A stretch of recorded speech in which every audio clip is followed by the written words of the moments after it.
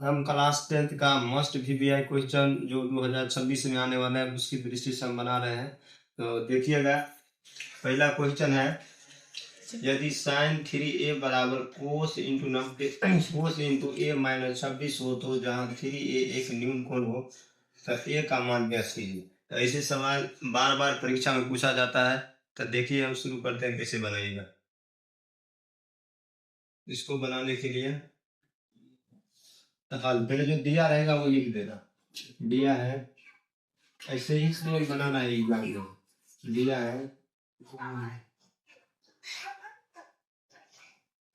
Sign 3a बराबर cos into a minus 26 degree. इसको बनाते हैं। तो इसको बनाने के लिए एक होता है दायां पक्ष, एक बायां पक्ष। एक पक्ष को हमें फार्मूला से बदलना होता है। जैसे साइन 3a है, इसका फार्मूला होता है साइन इंटू 90 माइनस a बराबर होता है कोस a। ये फार्मूला यहाँ लाएंगे। तो चलिए बनाते हैं। साइन इंटू 90 माइनस a, तो यहाँ पर a का मान देंगे 3a, तो यहाँ पर लिखेंगे 3a बराबर कोस a माइनस 26 डिग्री। यहाँ पे साइन में 3 बार तक कोस a,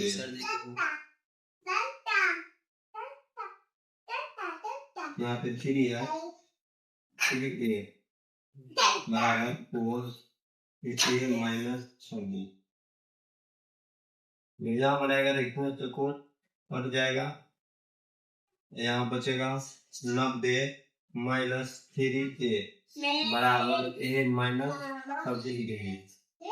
देखो हम साइड चेंज करेंगे, चलेगा माइनस 3a जाया देंगे। इसे पता है इधर माइनस माइनस 26 इधर से देखा जाएगा माइनस। तो इधर माइनस माइनस हो जाएगा प्लस, बोलेंगे लेकिन चिन्ह रहेगा माइनस देगा। माइनस 100 माइनस तो माइनस कर देंगे। ये बराबर हो जाएगा 116 4 जो काटेंगे कटेगा, एक बराबर हो जाएगा 4। यही हमारा आंसर है, ये बराबर। तो अब क्वेश्चन नंबर 2 कह रहा है एपी का 15वां पद 37 है और सार्व अंतर 2 है, तो प्रथम पद ज्ञात करें। प्रथम पद का मतलब ए ज्ञात करें। तो ऐसे सवाल परीक्षा में बार बार पूछा जाता है। तो चलिए शुरू करते हैं। हल हमें लिखना है, क्या सब दिया है, दिया है 15वां पद। 15वां पद दिया गया है 37। सार्व अंतर का मतलब होता है डी। डी दिया गया है 2। सार्व अंतर का मतलब होता है डी। डी दिया गया है 2। इसमें बोल रहा है प्रथम पद ज्ञात करें। और प्रथम पद ज्ञात करने के लिए मतलब 15वां पद बोलेगा तो एक और छोटा सा फॉर्मूला होता है ए 15 बराबर ए प्लस 14 डी।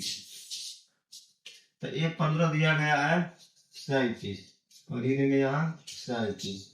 ए का मान नहीं दिया गया, ए को पता है प्रथम पद, तो ए का ए लिख देंगे। 14 है तो 14 यहाँ लिख देंगे।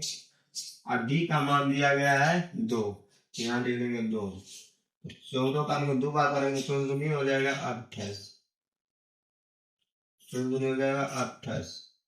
28 इधर पता चल, इधर हो जाएगा माइनस, तो हो जाएगा 37। अब में से 28 जो घट जाएगा कितना बचेगा 9।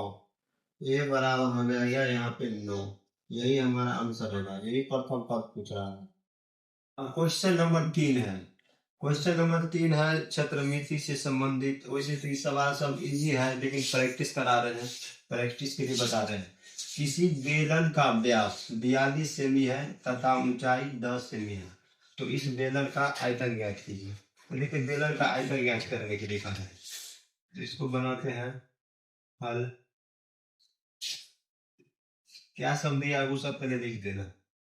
दिया है बेलन का व्यास, बेलन का व्यास, बेलन का व्यास दिया गया है 42 सेमी। तो व्यास जब दिया रहेगा तो इसको हमको त्रिज्या बनाना है। त्रिज्या का मतलब होता है आर, रेडियस। 42 अब बटा में 2 तो हो जाएगा कितना, 21 सेमी। ये हो जाएगा बेलन की त्रिज्या 21 सेमी।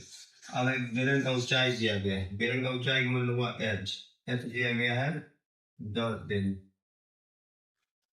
तो बेलन का आयतन बराबर, बेलन का आयतन पूछ रहा है, तो बेलन का आयतन बराबर एक फॉर्मूला होता है पाई आर स्क्वायर एच। बेलन का आयतन बराबर पाई स्क्वायर एच। पाई का मान कितना है, 10/7। आर दिया गया है 21 यूनिट, 21 एच दिया गया है 10, इसको 10 दे।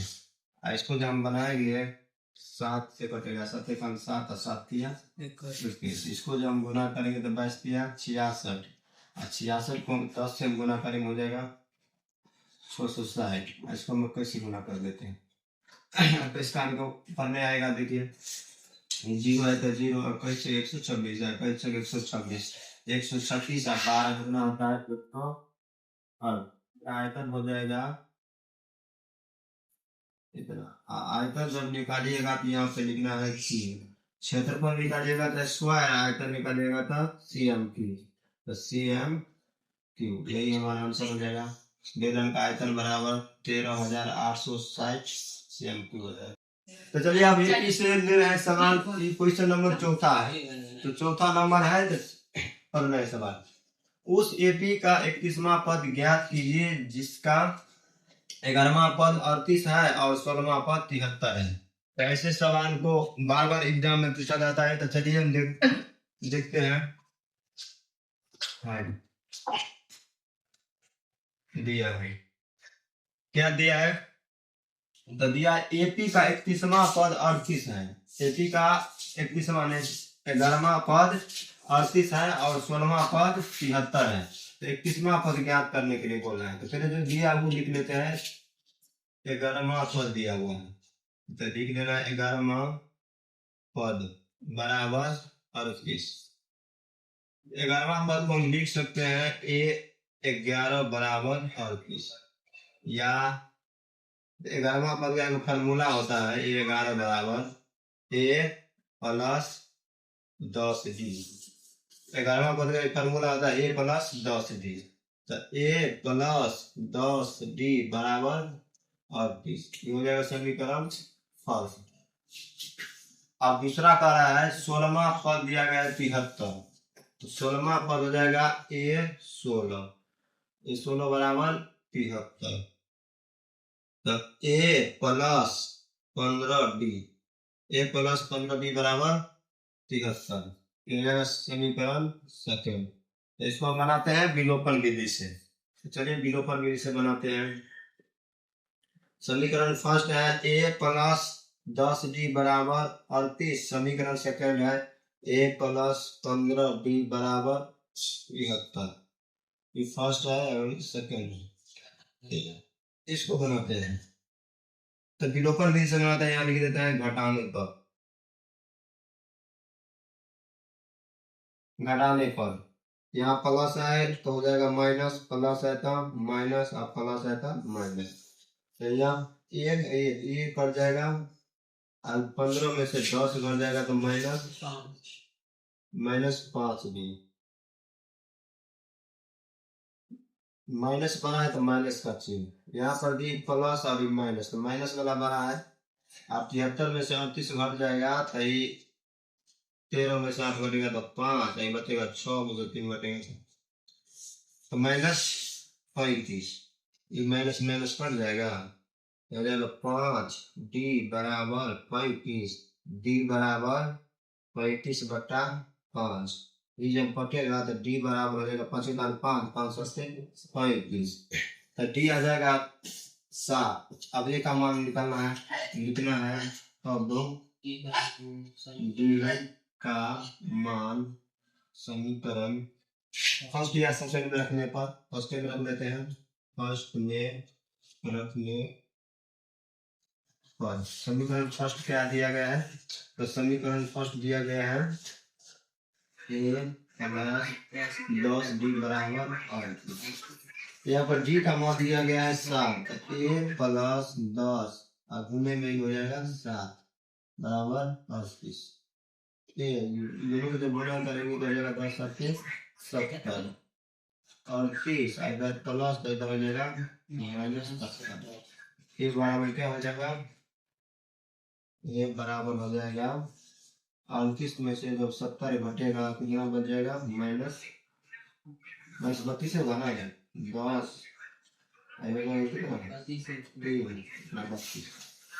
ठीक हो जाएगा। ए और बी अब निकालना है, क्या बोला है निकालने के लिए, ए का 31वां पद, ए का 31वां पद छोटा फॉर्मूला लिख देते हैं, ए एन बराबर ए प्लस एन माइनस 1 इंटू में बी।